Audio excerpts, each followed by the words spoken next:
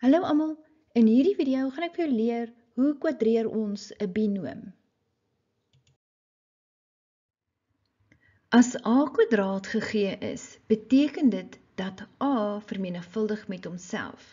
Met ander woorde, a kwadraat beteken a maal a. Kwadreer 'n binoom beteken presies dieselfde.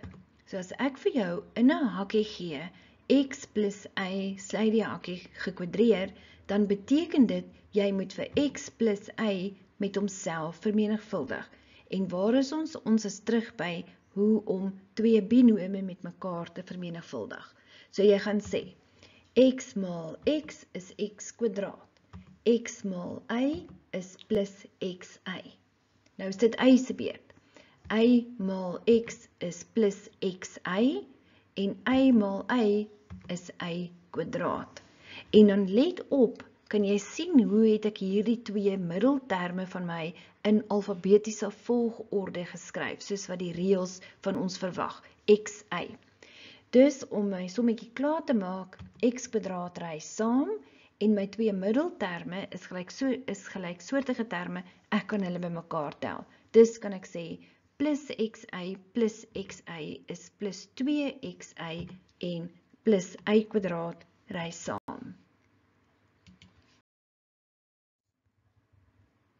Vereenvoudig en dan gee ek vir jou in 'n hakkie x minus 3 gekwadreer.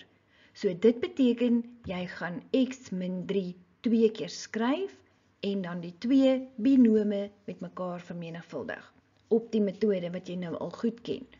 X maal x is x kwadraat. X maal min 3 is min 3x. Min 3 maal x is min 3x. Min 3 maal min 3 is plus 9. X kwadraat ry saam en ons tel ons twee middelterme bymekaar. Min 3x is min 6x en plus 9 ry saam. Vereenvoudig en ek gee vir jou binne in 'n hakkie 4a plus 1 gekwadreer. Dus gaan jy 4a plus 1 met homself vermenigvuldig. En jy sê, 4a maal 4a is 16a kwadraat. 4a maal 1 is 4a. 1 maal 4a is 4a. 1 maal 1 is 1.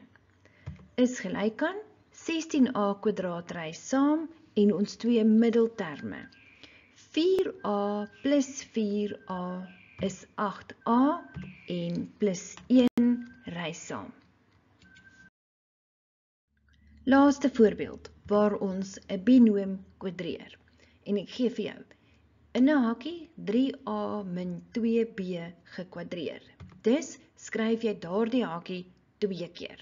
En jy sê 3a maal 3a is 9a kwadraat. 3a maal min 2b is min 6ab. Nou gaan jy sê, min 2b maal 3a is min 6ab.